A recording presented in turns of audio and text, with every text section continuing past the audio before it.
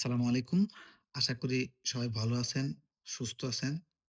আমি আবারও আপনাদের মাঝে কিছু গুরুত্বপূর্ণ বিষয় নিয়ে হাজির হলাম। আশা করি আপনাদের অনেক ভালো লাগবে।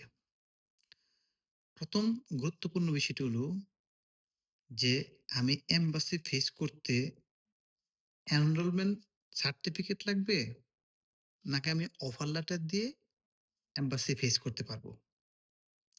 এবং ২য় গুরুত্বপূর্ণ বিষয়টি হলো আমার পাবলিক ভার্সিটিতে টিউশন ফি আছে।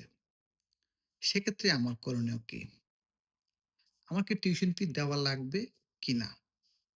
এবং সর্বশেষ যে গুরুত্বপূর্ণ বিষয়টি হলো আমার পাসপোর্টের মেয়াদ শেষ। রিনিউ করার পর আমি নতুন পাসপোর্ট পেয়েছি। এক্ষেত্রে আমি কি করতে পারি? তো আমি স্টেপ বাই স্টেপ প্রতিটি প্রশ্নের উত্তর আপনাদের বলতেছি। ১ম প্রশ্নের উত্তর হলো হ্যাঁ, আপনি এমবাসি চাইলে অফার লেটার দিয়েও ফেস করতে পারবেন এবং এনরোলমেন্ট সার্টিফিকেট দিয়েও ফেস করতে পারবেন। তবে বুদ্ধিমানের কাজ হলো এনরোলমেন্ট সার্টিফিকেট দিয়ে এমবাসি ফেস করা। এতে এমবাসি আপনাকে কোনো ধরনের প্রশ্ন বা হ্যারাসমেন্ট করবে না।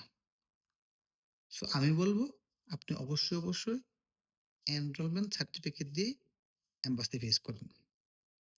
২য় যে গুরুত্বপূর্ণ বিষয়টি হলো পাবলিক ইউনিভার্সিটিতে টিউশন থাকলে আমাদের করণীয় কি? এক্ষেত্রে আপনারা আপনাদের কোর্স কোঅর্ডিনেটরকে মেইল করবেন। যে আমার টিউশন ফিটা কবে দিতে হবে এবং কি পরিমাণে দিতে হবে।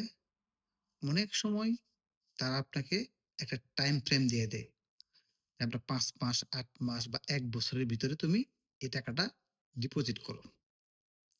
প্রাইভেটের বেলায় অবশ্যই আপনাকে ১ বছরের টিউশন ফি দিয়েই আসতে হবে বা এম্বাসি ভিজিট করতে হবে। তবে পাবলিকের বেলায় এরকম ধরাবাঁধা কোনো নিয়ম নাই। কিছু পাবলিক ভার্সিটি আছে, তারা আপনাকে একটা টাইম দেয় ৫ মাস, ৭ মাস। আপনি জার্মানিতে এসেও টিউশন ফি দিতে পারবেন। সো এক্ষেত্রে আমি বলব অবশ্যই আপনি কোর্স কোঅর্ডিনেটরকে মেইল করে সাপোর্টিং একটা ডকুমেন্ট নিয়ে নিবেন। সর্বশেষ যেটি আপনার পাসপোর্ট। এখন আপনি যদি নতুন পাসপোর্ট করেন, পুরাতনটা যদি মেয়াদ চলে যায়, তাহলে আপনাকে যা করতে হবে বিএফএস স্লট নেওয়ার সময় বা এমবাসি যাওয়ার সময় অবশ্যই যেখানে ব্যবহার করবেন নতুন পাসপোর্ট ব্যবহার করবেন।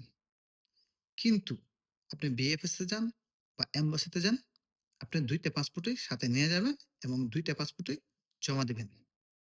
বাকিটা এমবাসি অথবা বিএফএস তারাই বুঝবে। ধন্যবাদ। সবাই ভালো থাকবেন। আসসালামু আলাইকুম ওয়া রাহমাতুল্লাহ।